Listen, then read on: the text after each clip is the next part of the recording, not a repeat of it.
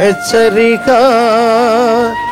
దైవజనుని హెచ్చరిక. యేసు ప్రభువుకిచ్చిన దానిని, ఖర్చు పెట్టిన దాన్ని ఏమంటారండి? ఈ నష్టం ఎందుకు? దీనికి బదులు బీదలకు ఇవ్వచ్చు కదా.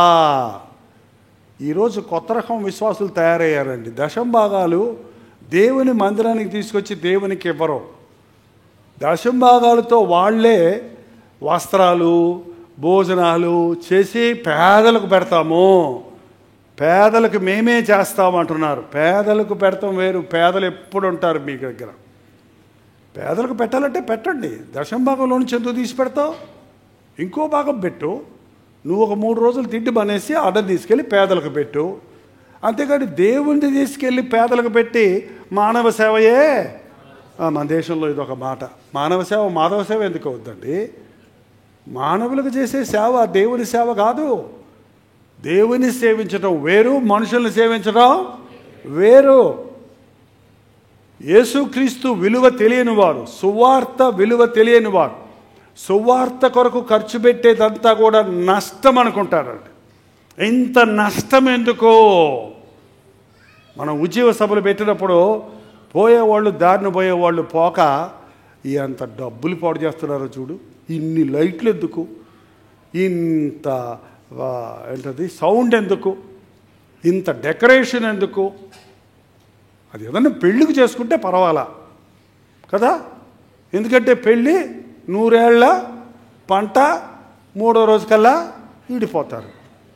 ఏంటండి, ఒక్క మనిషి తన ఒక్క కుటుంబంలో ఉన్న ఒక్క వ్యక్తి పెళ్ళికి అంత ఆర్భాటం చేస్తే, యేసుక్రీస్తు రక్తంలో కడగబడిన కొనబడిన ఒక సంఘమంతా, ఒక సముదాయం అంతా కలిస్తే ఎంత ఆర్భాటం చేయాలి దేవుణ్ణి? చేయాలక్కర్లేదా? కాదండి. మీరే మీ ఇల్లు కట్టుకోగలిగితే మనందరికి కలిసి దేవుని ఇల్లు కట్టలేమా? జరగటం లేదుగా. ఏంటండి, విశ్వాసులు అందరూ కలిసి దేవుని కొరకు ఏదైనా చేద్దామనే దానికి బదులు ఎవరైనా ఏదైనా చేస్తే, త్యాగంతో ఒకరు ముందుకొచ్చి కొంత ఖర్చు పెడితే, వెనకాల ఉన్న యూదా ఇస్కారియోతులు ఏమంటారట? ఇంత నష్టం ఎందుకు? నీ కొరకు నువ్వు ఖర్చు పెట్టుకుందంత నష్టమే. దేవుని కొరకు నష్టపోయింది, ఖర్చు పెట్టింది ఎప్పుడు నష్టమో? పేదల నడుమే సమస్తం విడిచిపెట్టి నేను వెంబడిస్తున్నాం, మాకేంటి వస్తుంది? నా నిమిత్తం ఎవరైనా తల్లిదండ్రులు విడిచిపెట్టారా? ప్రభు నిమిత్తం మీ తల్లిదండ్రులు విడిచిపెట్టారా? నేను విడిచిపెట్టాను మా తల్లిదండ్రుల్ని. అన్నదమ్ములు విడిచిపెట్టారా? అక్కచెల్లెలను విడిచిపెట్టారా? ఆస్తులు విడిచిపెట్టారా? చదువు విడిచిపెట్టారా? ఉద్యోగం విడిచిపెట్టారా? భవిష్యత్తును విడిచిపెట్టేశారా? దేవుని సందులో పెట్టారా అయోమయంగా? ఎవడైనా నా కొరకు పొలాలు కానీ ఇల్లులు కానీ ఏమైనా విడిచిపెడితే ఇప్పుడు ఇహమందు పరమందు హింసలతో పాటు 100 రెట్లు ఫలం పొందుతారు. ఇక్కడ మీకు ఫలం దొరుకుతుంది, అక్కడ మీకు నిత్య జీవం దొరుకుతుంది. ఇంకో వార్తలో ఉంది ఏంటంటే, ఇక్కడ ఇచ్చి అడుక్కుతారో, ఇక్కడ ఇచ్చిన దానికి దేవుడు అనేక రెట్లు నీకు ఇస్తాడు. దీంతో పాటే అసలైంది నీకు ఇస్తాడు. ఏంటంటే పరలోక రాజ్యంలో ప్రతిఫలాన్ని ఇస్తాడు. నీ సమర్పణ త్యాగమేది? నీ కుమారుని దేవునికి ఇచ్చావా? నీవు దేవునికి ఇచ్చుకున్నావా? విరిగి నలిగిన హృదయంతో నీ ఆరాధనలో ప్రభుకు నువ్వు సమర్పించుకుంటున్నావా? డబ్బు ఆశ ఉండకూడదండి. డబ్బు పెంట పేడ, దాన్ని బెతకను, దాని కొరకు నేను ఆశపడ్డాడు జాన్ వెస్లీ అనే ఆంగ్ల దేశపు అపోస్తలుడు. తన జీవితంలో కోట్ల మిలియన్స్ డాలర్స్ ఖర్చు పెట్టాడు దేవునికి. కానీ డబ్బు తన చేతుల నుంచి పోయింది, కానీ చేతికి అంటుకోలేదు. దేవుని డబ్బు దేవునికే చెందాలి, దేవుణ్ణి మహిమపరచాలి. ప్రార్థన. పరిశుద్ధుడా, ప్రేమగల తండ్రి, నీ కొరకు చేసింది నష్టమనుకోని వద్దయ్యా.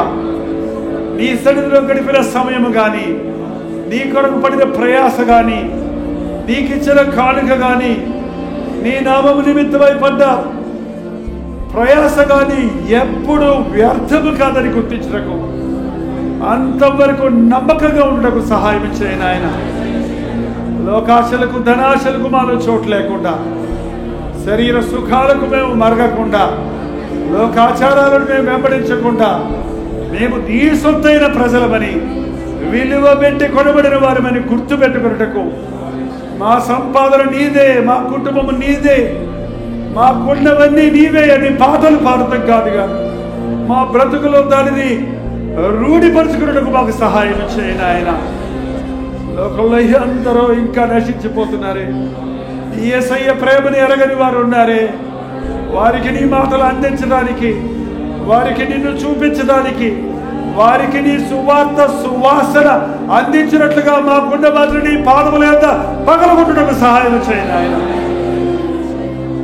యేసుక్రీస్తు శిలువ సువార్త సువాసన ఎరగని వారు ఎందరో ఉన్నారయ్యా. పాపపు ఊబిలో పడి కొట్టుకు బిట్టలాడుతున్నారయ్యా. అట్టి వారికి రక్షకుడు ఒకడు ఉన్నాడని, పాపమును క్షమించేవాడు ఉన్నాడని, స్వస్థపరిచే ప్రభువు ఉన్నాడని, మోక్ష రాజ్యానికి, నిత్య రాజ్యానికి, పరలోక రాజ్యానికి చేర్చగలిగిన దేవుడేనని అందరికీ చాటడానికి నాయన ఎంత ప్రయాసైనా, ఎంత ఖర్చు అయినా, ఎంత శ్రమ అయినా, ఏ త్యాగం చేయవలసి వచ్చినా వెనుదరగకుండా ఉండడానికి మాకు సహాయం ఇచ్చింది. మమ్మల్ని మేము నీ పాదములకు అర్పించుకుంటున్నామయ్యా. అంగీకరించుము తండ్రి, ఆశీర్వదించుము నాయన. యేసు క్రీస్తు నామములో అడుగుచున్నాను తండ్రి. మన తండ్రి అయిన దేవుని యొక్క ప్రేమయు, కుమారుడైన క్రీస్తు యొక్క కృపయు, ఆదరణకర్త అయిన పరిశుద్ధాత్మ యొక్క సహవాసం కూడి వచ్చిన సంఘంలో ఉన్న మనందరికీ, లైవ్లో జూమ్లో ఏకీభవిస్తున్న మీకందరికీ ఇప్పుడును సదాకాలము తోడై ఉండను గాక. ఆమేన్, ఆమేన్, ఆమేన్.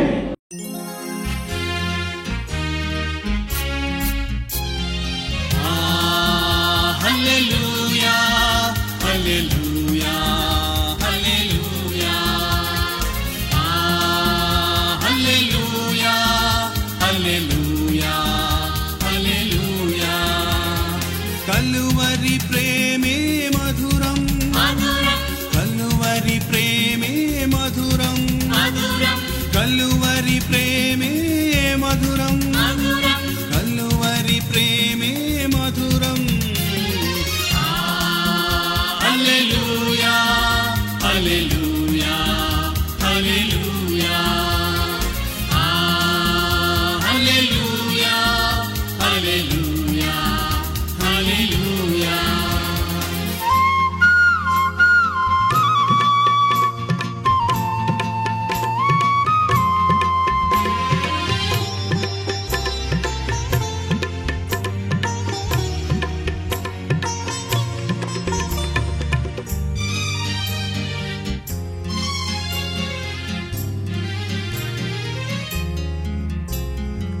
సిలువపైన విలువ త్యాగం చేసినావుగా, పాపినైనా నా కొరకు చిందించినావుగా, రుధిరం చిందించినావుగా.